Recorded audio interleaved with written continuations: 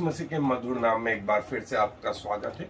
और जैसा हम देख रहे हैं कि प्रभु यीशु मसीह जो है एक एक व्यक्ति के लिए कंसर्न लिए हुए हैं और इसके बाइबल में कई उदाहरण हैं। उनमें से आज हम एक और उदाहरण देख रहे हैं और वो एक महत्वपूर्ण व्यक्ति है जिसका वर्णन जो है यूहन्ना रचित सुसमाचार के 3 अध्याय में आया, जो हम सबको मालूम है। और मैं आपके लिए वो हिस्सा पढ़ रहा हूँ, यूहन्ना रचित सुसमाचार का 3 अध्याय पद 1 से जो है वो 15 आयत, और मैं आपके लिए पढ़ रहा हूँ। यहाँ ऐसा लिखा है, फरीसियों में से निकोदेमुस नाम एक मनुष्य था जो यहूदियों का सरदार था। उसने रात को यीशु के पास आकर उससे कहा, हे रब्बी, हम जानते हैं कि तू परमेश्वर की ओर से गुरु होकर आया है, क्योंकि कोई इन चिन्हों को जो तू दिखाता है, यदि परमेश्वर उसके साथ न हो तो नहीं दिखा सकता। यीशु ने उसको उत्तर दिया कि मैं तुझसे सच सच कहता हूँ, यदि कोई नए सिरे से न जन्मे तो परमेश्वर का राज्य देख नहीं सकता। निकोदेमुस ने उससे कहा, मनुष्य जब बूढ़ा हो गया तो क्यों कर जन्म ले सकता है? क्या वह अपनी माता के गर्भ में दूसरी बार प्रवेश करके जन्म ले सकता है? यीशु ने उत्तर दिया कि मैं तुझसे सच सच कहता हूँ, जब तक कोई मनुष्य जल और आत्मा से न जन्मे तो वो परमेश्वर के राज्य में प्रवेश नहीं कर सकता। क्योंकि जो शरीर से जन्मा है वो शरीर है, और जो आत्मा से जन्मा है वो आत्मा है। अचंबा न कर कि मैंने तुझसे कहा कि तुझे नए सिरे से जन्म लेना अवश्य है। हवा जिधर चाहती है उधर चलती है, और तू उसका शब्द सुनता है, परंतु नहीं जानता कि वह कहाँ से आती है और किधर को जाती है। जो कोई आत्मा से जन्मा है वो ऐसा ही है। निकोदेमुस ने उसको उत्तर दिया कि ये बातें क्यों कर हो सकती हैं? यह सुनकर यीशु ने उससे कहा, तू इजरायलियों का गुरु होकर भी क्या इन बातों को नहीं समझता? मैं तुझसे सच सच कहता हूँ कि हम जो जानते हैं वह कहते हैं, और जिसे हमने देखा है उसकी गवाही देते हैं, और तुम हमारी गवाही ग्रहण नहीं करते। जब मैंने तुमसे पृथ्वी की बातें कही और तुम प्रतीति नहीं करते, तो यदि तुमसे स्वर्ग की बातें कहूं तो फिर क्यों कर प्रतीति करोगे?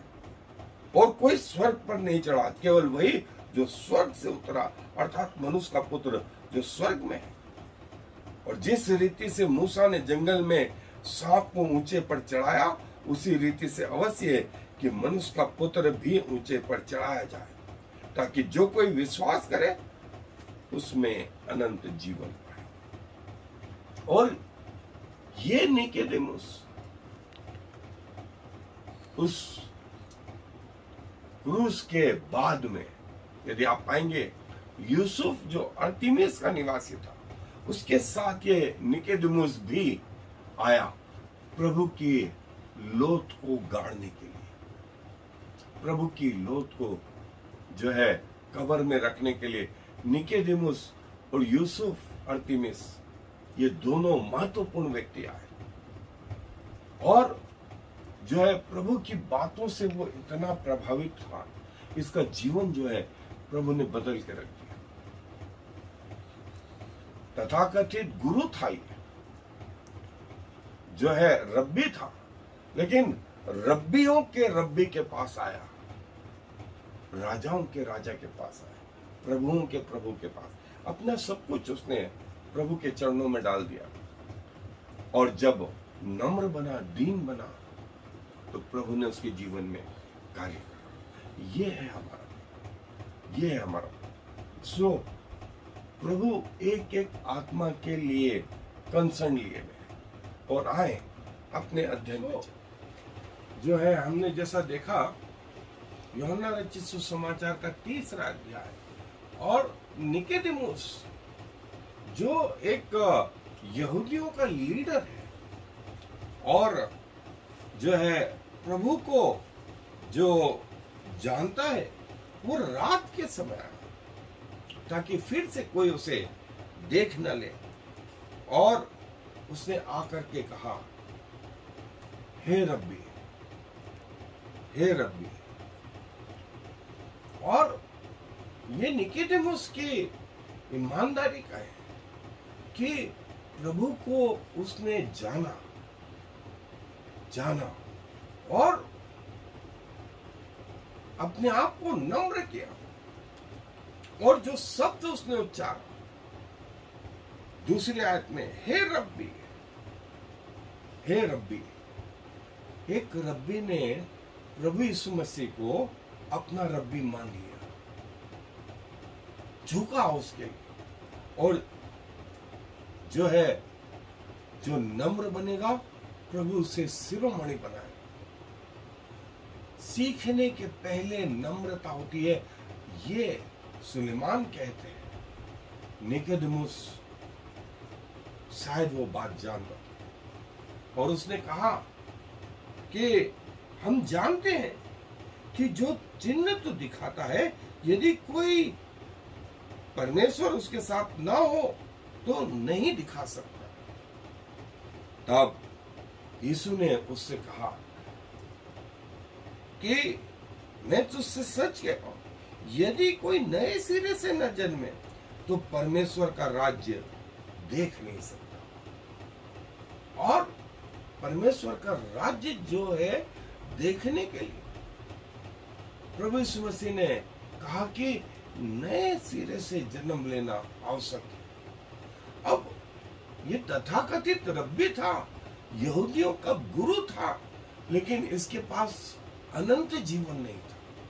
और ये स्थिति आज कई लोगों की है। वे पढ़े लिखे हैं, वे धर्म के ठेकेदार हैं, वे ऊंची पोस्टों पर हैं, लेकिन उनके पास जीवन नहीं है, जीवन नहीं। और प्रभु यही चाहते हैं कि उनके पास भी जीवन आए, उनके पास भी जीवन आए। इसलिए प्रभु ने कहा नए सिरे से जन्म, नए सिरे से जन्म। और प्रभु से निकोदेमुस ने कहा कि कोई मनुष्य कैसे नया जन्म ले सकता है?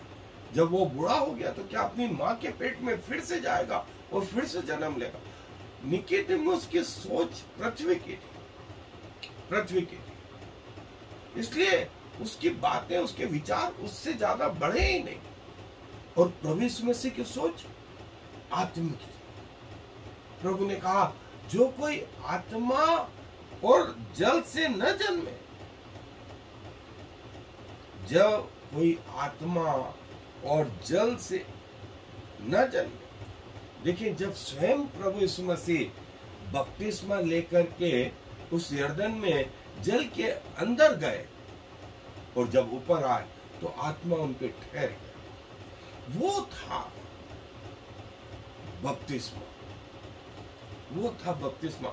इसके पहले बपतिस्मे की कोई टीचिंग हुई नहीं थी। पुराने नियम में एक भी बार जल, आत्मा या बपतिस्मे का कोई चिन्ह आया या ये शब्द आया, लेकिन प्रभु कहते हैं कि परमेश्वर जो है आत्मा है, और वो आत्मा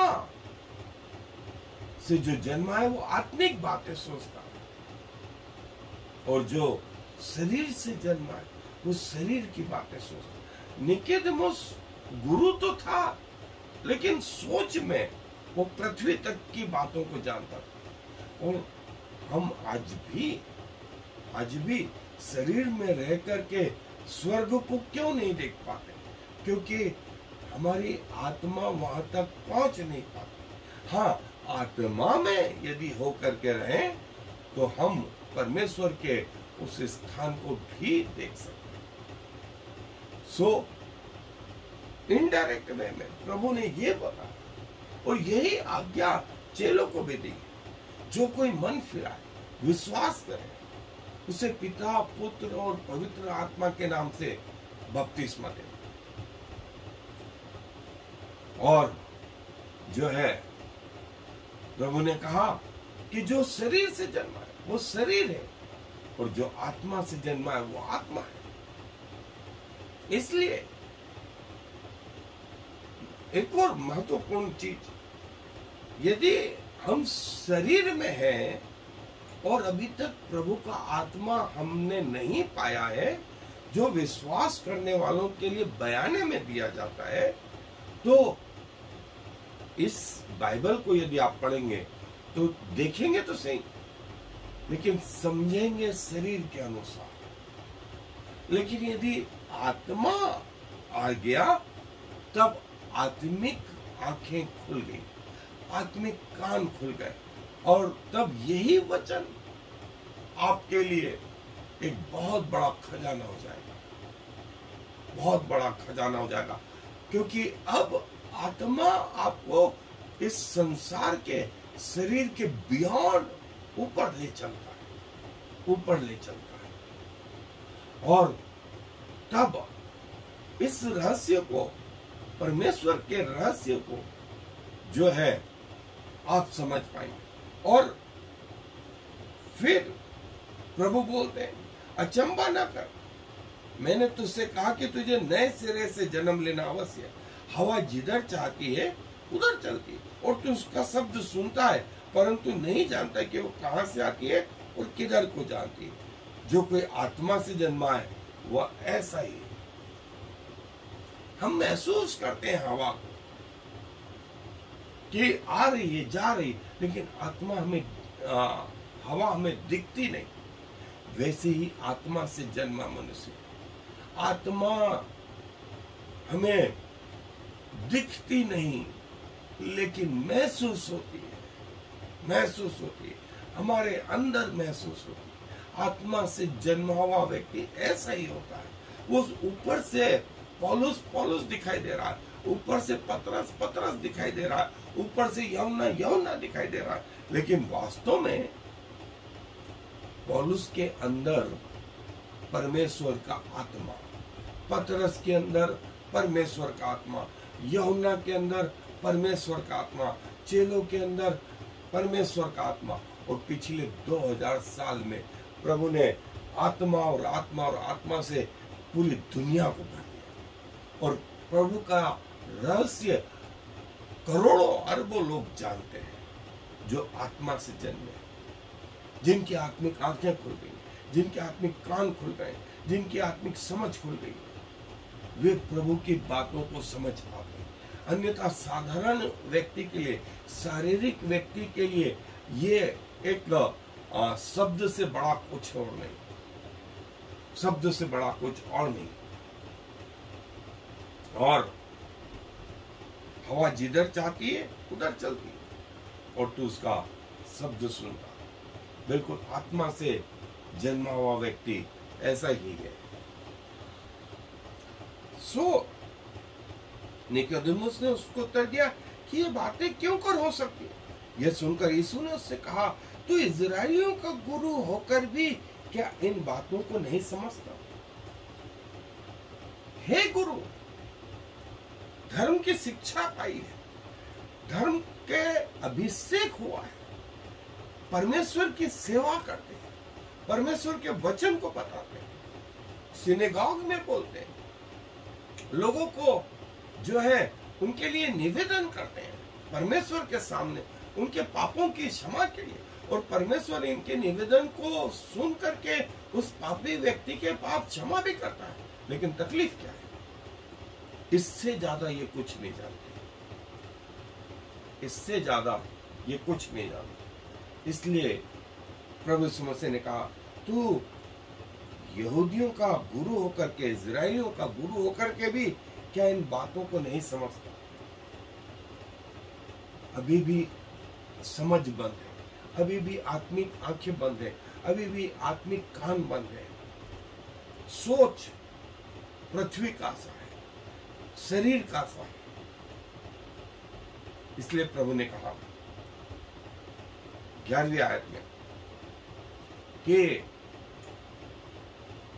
मैं तुझसे सच कहता हूं, हम जो जानते हैं वो कहते हैं, और जिसे हमने देखा है उसकी गवाही देते हैं, और तुम हमारी गवाही ग्रहण नहीं करते। जब मैंने तुमसे पृथ्वी की बातें कही और तुम प्रतीति नहीं करते, तो यदि तुमसे स्वर्ग की बातें कहूं तो फिर क्यों कर प्रतीति करो? और देखे, प्रभु ने वो रहस्य बताया। अभी तो मैं पृथ्वी की बातें कह रहा हूं और तू इसे नहीं समझ रहा, मैं तुझे स्वर्ग की बातें कहूं तो कैसे भरोसा करूं? और प्रभु ने एक सिद्धांत का, एक डॉक्ट्रिन का, एक शिक्षा दी कि स्वर्ग पर कोई नहीं चढ़ा, कोई नहीं चढ़ा, केवल वही जो स्वर्ग से उतरा है, अर्थात मनुष्य का पुत्र। प्रभु यीशु मसीह ने यह कह के स्पष्ट किया कि स्वर्ग पर कोई नहीं चढ़ा। और आपको मैं बता दूं कि स्वर्ग की परिभाषा जो है यहूदियों के अनुसार उसकी स्टोरीज है, और स्वर्गदूतों की पहुंच मान लीजिए तीसरी मंजिल तक है, और उसके बाद की स्टोरीज वे वहां के लिए प्रतिबंधित है। शैतान की भी पहुंच इस स्टोरी तक है, इसके ऊपर नहीं। और वो चाहता था कि उस जगह को कब्जा कर ले जहां परमेश्वर पिता है, और परमेश्वर के लिए कहा गया वो स्वर्गों में भी नहीं समा, इतना विस्तृत परमेश्वर। और लिखा है स्वर्ग पर कोई नहीं चढ़ा।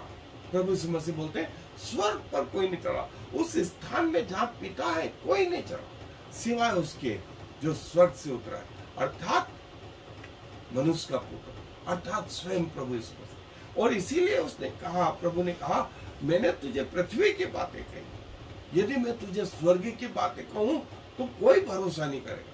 लेकिन प्रभु ने आगे हमें बहुत सारी स्वर्ग की शिक्षाएं भी दी।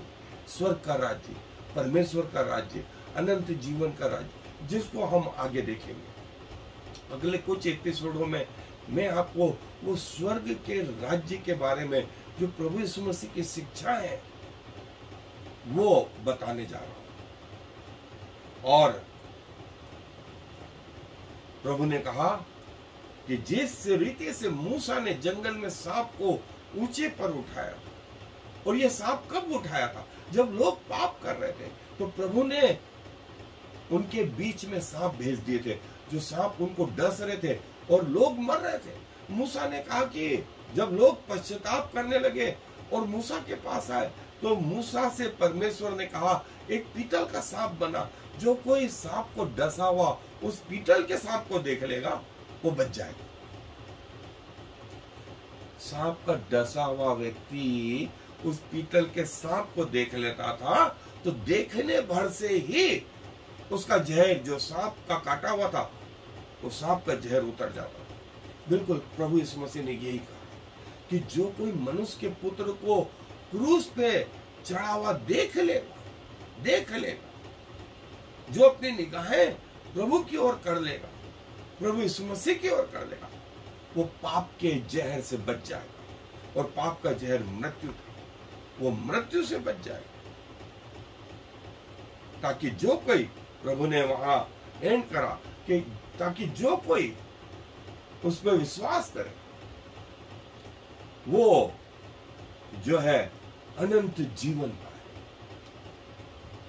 अनंत जीवन पाए। और ये है हमारा प्रभु जो कहता है कि जो कोई उस क्रूस की ओर देखेगा वो बचाया जाएगा। इसीलिए नए सिरे से जन्म लेना, नए सिरे से जन्म लेना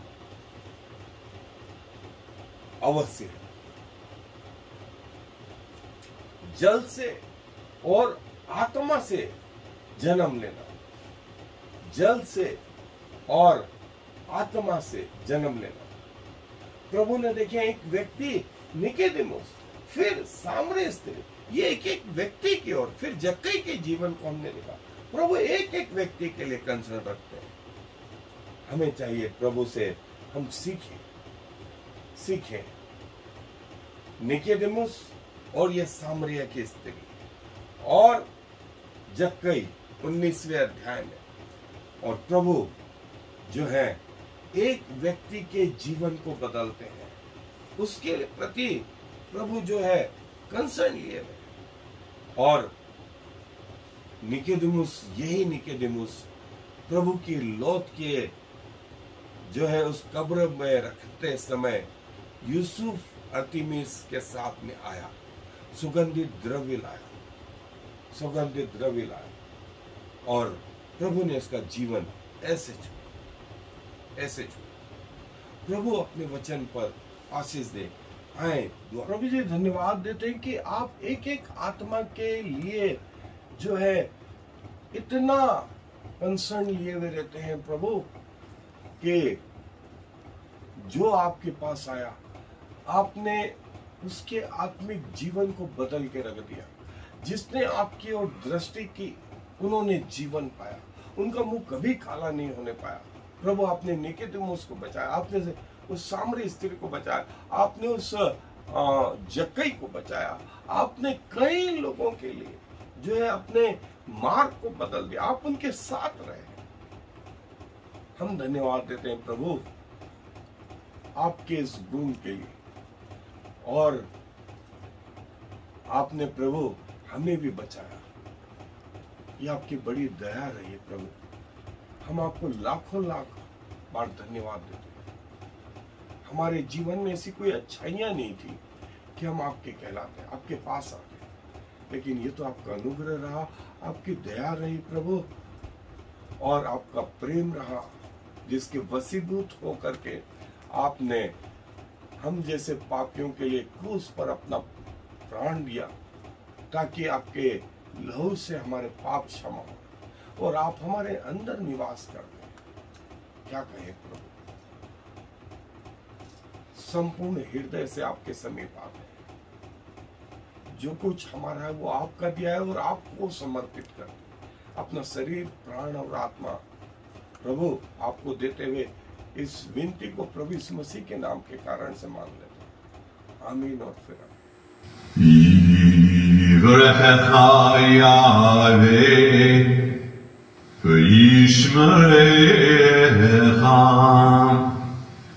Ya'er Yahweh v'yichunecha Yisa Yahweh panav lecha v'yasem lecha Shalom. May the Lord bless you and protect you. May the Lord smile on you and be gracious to you. May the Lord show you his favor and give you his peace.